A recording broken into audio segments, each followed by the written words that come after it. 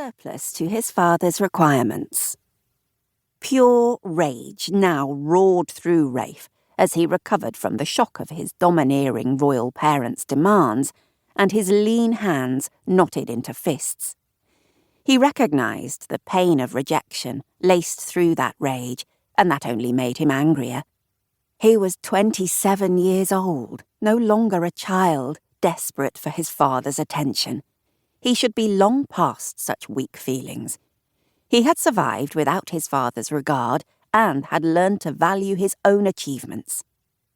He had realised that he had to stand on his own feet at 21 when, after his obligatory year's national service in the Kuristani army, he had opted to leave soldiering behind him and return to the business world. His father hadn't approved of that move either. He would have preferred a career soldier for a third son. Raif had merely reminded himself that neither of his older brothers had even managed to complete that single year's service. Hashir had dropped out with a minor ankle injury, and Walid had used a weak stomach as an excuse to evade the army altogether. In a volatile mood, he left his office to stride down the companionway and leave the yacht. He needed fresh air and activity. He stepped into the waiting speedboat, only to frown when a surge of security staff rushed in after him. He wanted to be alone. He wanted the freedom to scream to the skies if he wanted to. What did he need with a protection team on a sleepy Greek island he barely remembered the name of? There were no tourists around, no paparazzi, nobody to arouse concern. "But, Your Highness, we must keep you safe."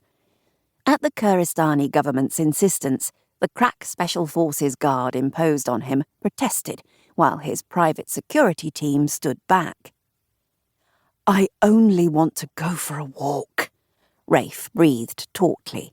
"Danger lurks in unexpected places," Mohsin told him worriedly.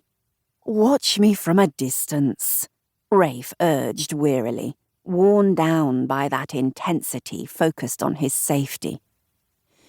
Aware that he was poorly dressed for such an outing because he was wearing a business suit, Raif stepped out onto the quay, the warmth of the sun beating down on him. But it was no challenge for a man accustomed to the scorching heat of the desert.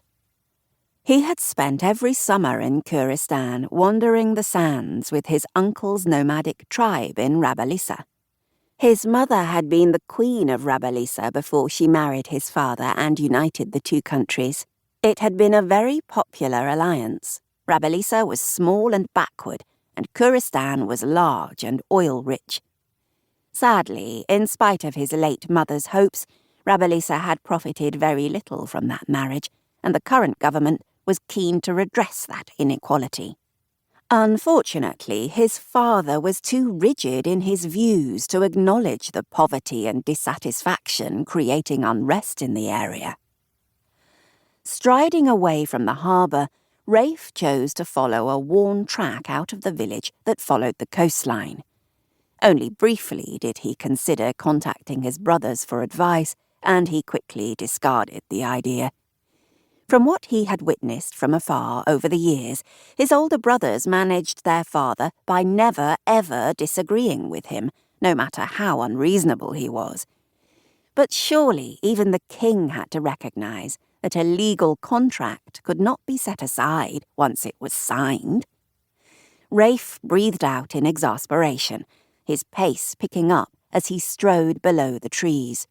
Frustration currented through him because he realised that the vast development project would now be beset by every stumbling block his father could find to throw in its path. As the path dipped into a small secluded cove, Raif crossed the sand. He wrenched his tie loose, tugging it off to put it in the pocket of his jacket.